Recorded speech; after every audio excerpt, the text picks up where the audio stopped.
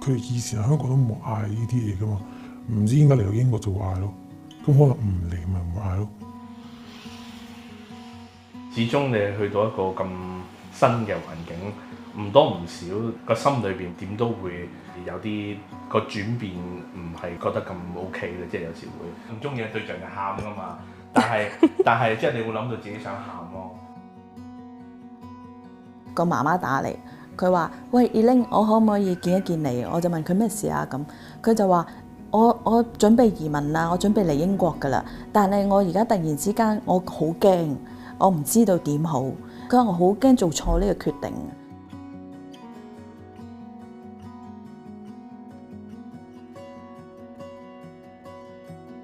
今日我哋就會搭火車咧，就去蘇黎拿啦。阿 Jo 同太太 Gigi 2021年中經 BNO Visa 嚟到從未踏足過嘅英國，佢哋開咗一條 YouTube 頻道，記錄低喺度開展未知生活嘅片段。歡迎收睇，因為我哋去到一個新嘅地方，就係全新嘅我哋啦。咁就用呢個 channel 去記錄翻我哋點樣新嘅生活。我唔清楚究竟我哋住嘅環境係點啦，我哋揾唔揾到嘢做啦，或者係我哋究竟可以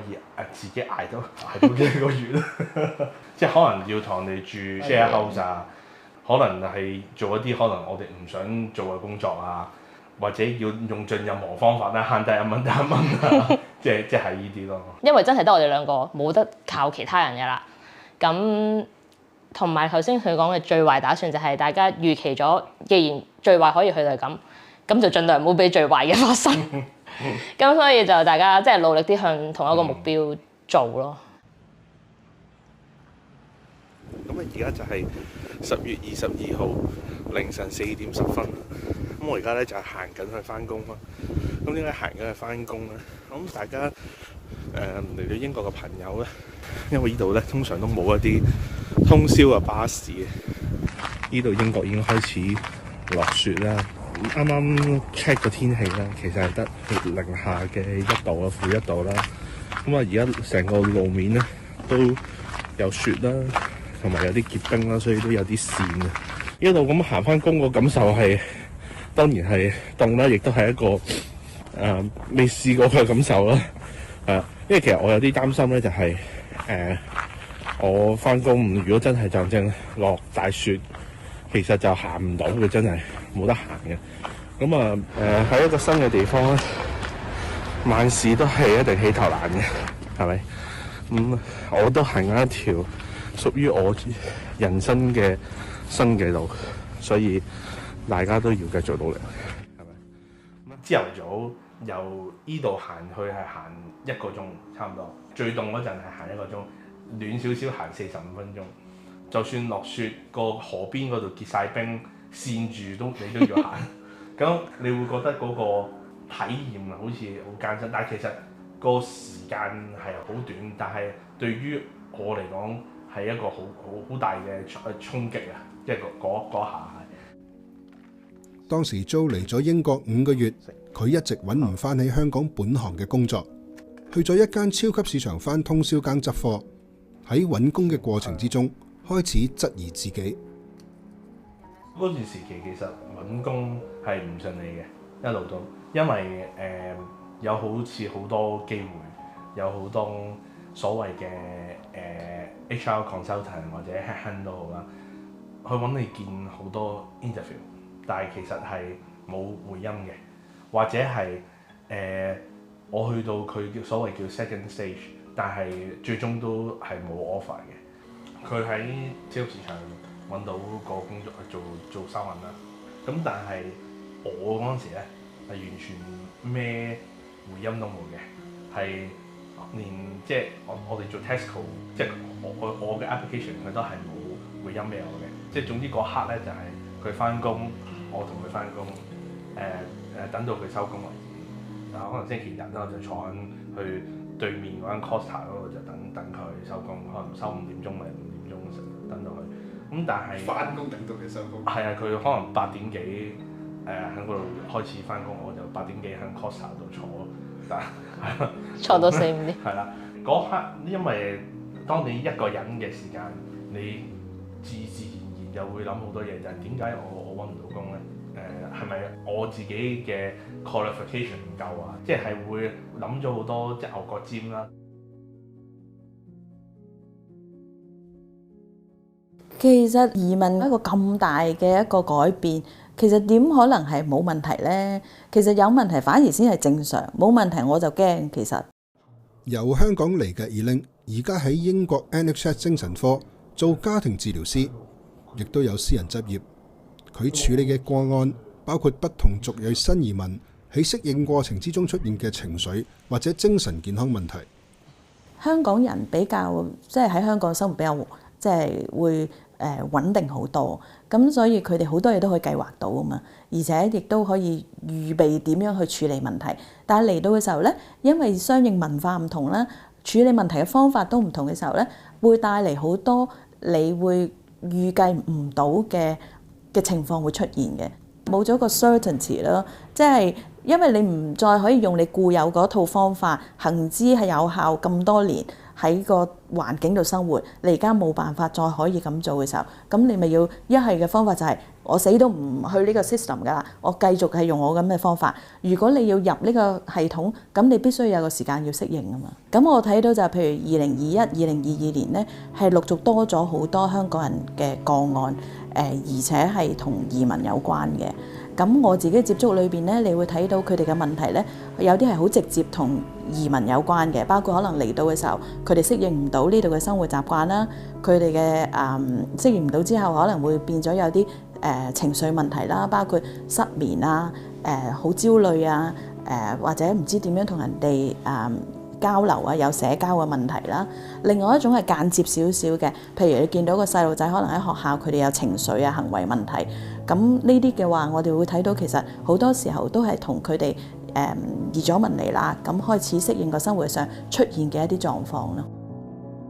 協助香港移民嘅組織 Try for Hong Kong 嘅 CIC 聯同曼城地區嘅其他8個港人組織，2023年初對居住喺大曼城地區嘅香港移民進行咗一次調查，其中發現打算工作嘅港人移民有30%係失業。調查亦都發現求職遇上困難會令被訪者感到家庭關係變差，繼而令佢哋覺得影響到自己嘅身心健康。阿 Jo 後來成功轉到更理想嘅工作，但係喺一次回顧英國經歷嘅影片之中，之前積壓咗嘅情緒終於喺1年之後意外咁樣宣泄咗出嚟。咁行翻呢一條路呢，大家之前可能有睇過有啲片啦，我夜晚拍嘅，就係 exactly 係影緊呢條路啦。咁啊，足足我哋有成1年有多個時間冇行過呢度啦，即係我自從冇做呢一間 Tesco， 轉咗做其他嘢之後，就完全冇行過呢度啦。話咁快呢，我哋嚟咗英國都去到5月份已經係2年啦，已經係2年啦。咁經歷咗好多嘅嘢，咁我哋2個人就一齊去經歷我哋嘅生活就會好啲嘅，會好啲嘅，係咪？咁好真情流露啊！咁唔係啊嘛，咁你兩個人自己點解？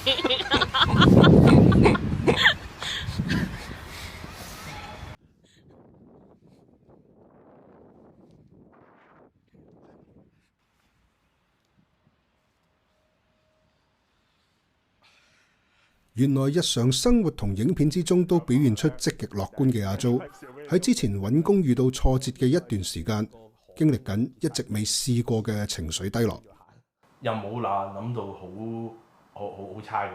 不過係即係我即係有少少即係男人唔中意嘅對象就喊㗎嘛，但係即係你會諗到自己想喊咯。我知道係即係心底就可能心理上高有些少問題，所以先會覺得自己想喊。我其實係唔夠膽同佢講，因為你即係2個人一齊嚟新嘅生活咧，如果你成日帶一啲好唔好嘅情緒咧，就兩個都唔開心嘅。其實會即係可能男士就含蓄啲啦，會即係你好難去表達就係話其實我都好唔開心，即係我揾唔到工，我好唔開心，即係你好難會咁同佢講。同埋如果我咁同佢講，佢仲大壓力，你唯有就係忍住唔同佢講。比較靜啲咯，嗰段時間，即係冇好似平時比較多嘢講啊，比較多嘢發表咁樣。我就知佢係應該係有啲，因為其實係在於男士嘅角度真係有啲難受嘅。佢會扮冇嘢咯，即係佢會喺度，即係會傾偈會照傾嘅，但係 feel 到冇平時咁開朗、開心咁樣咯。咁但係咁啊，不如我哋食下甜品，咁咪即係當疏解下或者分散下一啲注意力咁樣咯。阿媽處理得好好噶啦，已經，即係佢起碼佢冇發脾氣嘅，只係比較靜。咁我睇到香港有一個好特別嘅地方嘅，因為有部分嘅家庭崗位嘅角色咧，其實我哋可以判咗出去俾人做嘅，包括你判俾你個家庭嘅傭工啦，判俾你屋企嘅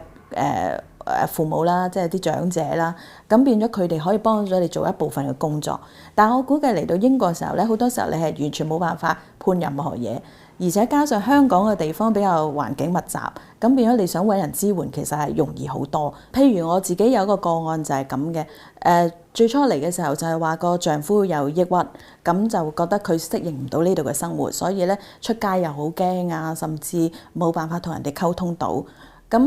我哋再去了解多啲，究竟其實佢屋企裏邊做評估嘅時候，發現咧，似乎就係喺香港嘅時候咧，其實佢哋嘅夫妻關係已經普通嘅。不過咧，因為個丈夫嘅角色咧就係去揾錢，甚至佢只要打一份工就得啦。咁但係因為嚟到之後咧，佢個角色改變咗啦，佢未有工作做啦，咁所以個丈夫咧佢要負責可能只係家頭細務啊、管接送，甚至係煮飯嘅。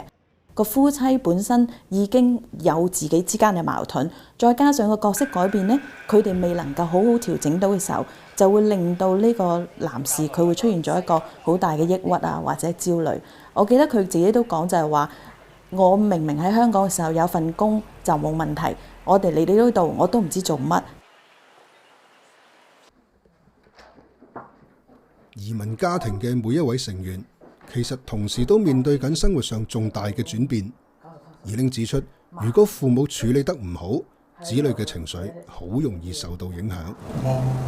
可能會打人、咬人，跟住掟嘢。咬人啊？咬家。哦，OK。咬即係唔咬我哋啦，咬家啦，因為同家人嗌交，跟住即係掟爛晒啲嘢，跟住尖叫咁樣，跟住衝出去咁樣。你即係你覺得係咪佢哋好唔好對你係一個好似係你嘅責任？但係幾時開始變成你嘅責任嘅？嚟英國嘅時候。嚟咗英國之後，你就覺得係你嘅責任。仲讀緊中學嘅 Ada， 全家由香港搬到英國之後，媽媽同細佬喺適應上遇到困難，父母嘅感情又有問題。之後佢出現嚴重嘅情緒病病徵，需要接受治療。嗰陣時係基本上冇見到太陽啦，淨係封咗間房度，唔打理自己啦，跟住啲沖個茶嗰啲嘢好少啦，出街都少啦，即係冇返學啦嗰段時間。之後淨係瞓覺咯，即係想瞓覺可以快啲過嗰時間。佢回憶全家離開香港之前，冇討論過嚟到之後嘅情況會點，甚至唔知道爸爸同佢哋嚟咗之後會返香港。媽媽要喺一個新嘅環境之下獨力照顧子女，感到好無助。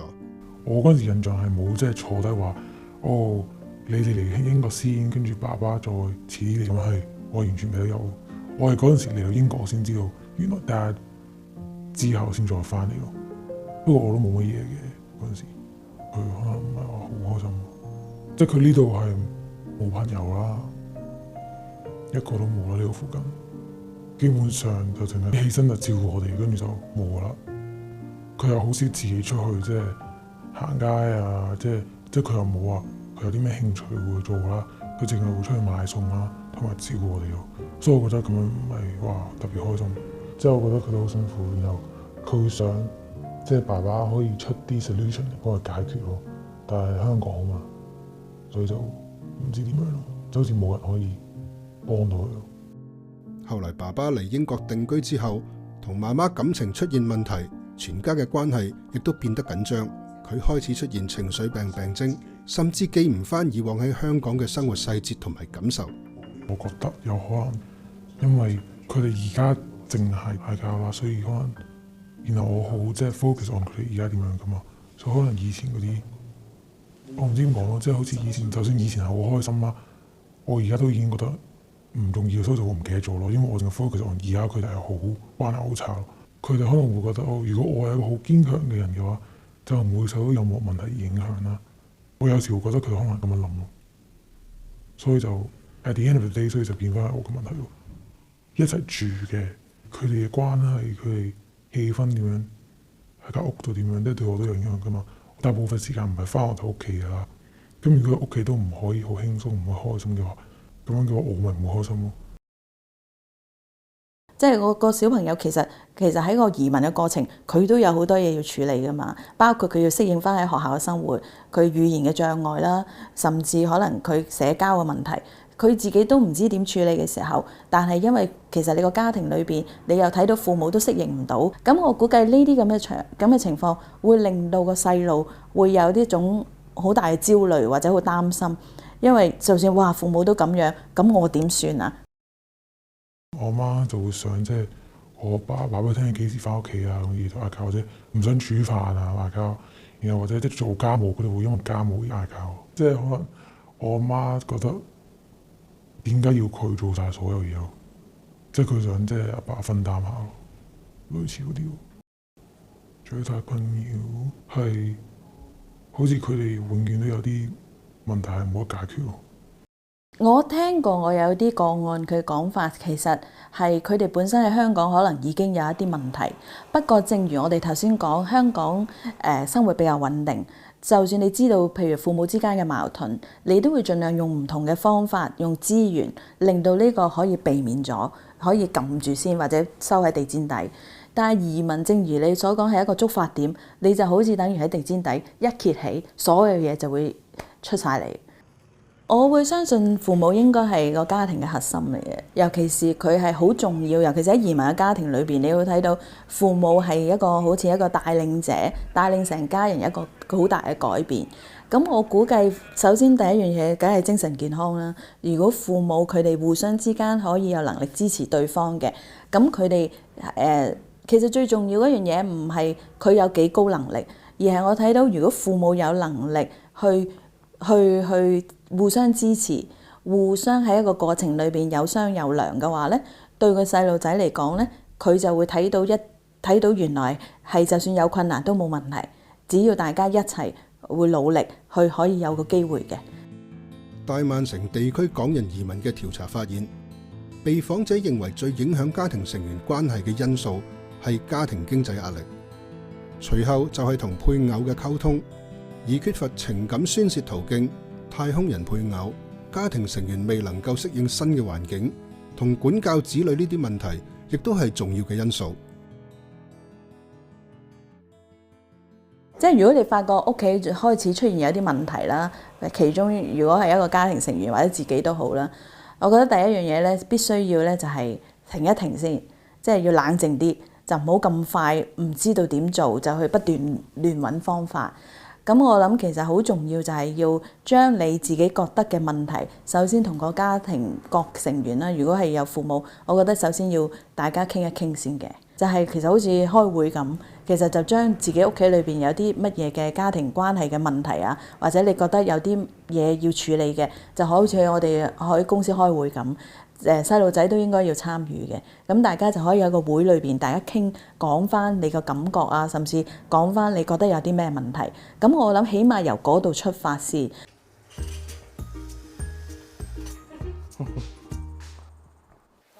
嚟咗2年 ，Jo 同埋 Gigi 都揾到心儀嘅工作，亦都喺曼城買咗自己嘅居所。之前嘅困擾都已經過去咗。好啦，我哋 plan 去愛丁堡。有咩玩？你成日話想食嗰啲印度嘢嚇，邊度有得食啊？好多，或者食希臘嘢啦。因為其實我哋兩個係日日都會傾偈嘅，咁就算以前有同學未一齊住嘅時候，咁咪即係每日都抽啲時間，就算嗰日唔見，即係未必見到面嘅，咁咪會傾偈。你嗰日做過啲咩啊？發生咩事啊？有冇咩唔開心？有冇咩係開心嘅？咁咪大家 share。咁最緊要係兩個人溝通咯，我覺得。佢初佢做嘢，我冇嘢做嘅情況，變咗我係變咗好似煮飯工咁樣啦，即係變咗就要準備，總之就係譬如我接佢收工之前咧，要浸好啲菜啊，總之一翻嚟咧就即刻要煮好幾個字之後要有得食咁樣咯。即係嗰陣時個角色係有啲轉變嘅，但係去到而家啦，而家呢一刻啦，我依然都係會做煮飯工，但係點講？但係個情況就係你enjoy咯。我喺香港做咗10幾年嘅，但係我嚟到翻咗嚟呢度，其實係重新行過晒以前嘅路。不過而家嘅工作狀態就係佢起碼佢欣賞我哋嘅工作嘅能力，佢亦都唔介意我哋可能喺個文化上都有少少差別，或者唔認識英國嘅一啲事情啦。咁所以我只係咁講啦，即係而家係一個我就係起步嘅階段咯。我哋舊年4、5月我哋去倫敦玩，去倫敦翻嚟嗰陣時，我會覺得我想翻 Manchester。翻嚟嗰陣時個感覺，即係好似一個翻屋企嘅感覺咯。即係咁，我就會覺得其實嗰刻我知道我哋應該即係真係 settle 到啦。移民本身咧已經係一件好難嘅事，說實話，我覺得已經係好犀利嘅。其實香港人好叻嘅，喺咁短時間之內已經由決定連根拔起成個屋企所有嘅嘢，搬到嚟一個可能我都唔係好熟悉嘅地方。一家人一定要喺離開之前，其實佢哋要準備嘅反而唔係淨係你買咗屋未，或者你揾到學校未，而係嗰心態上，大家一家人係咪諗住一齊去面對嚟緊嘅困難？你一生裏邊都唔會有好多次移民，但係呢一次移民其實正正我自己會睇得，如果要睇得正面嘅地方，正正就係一個好好嘅機會，俾全個家庭重新一個嘅改變，甚至大家再互相洗牌嚟過，大家嘅關係可以點樣可以重新去協商大家嘅角色同埋嗰個崗位係點樣，而且係有一個新嘅開始。咁我覺得呢個係一件好興奮嘅事嚟嘅。其實雖然係好多唔預知嘅嘢，但係亦都係好過癮嘅喎。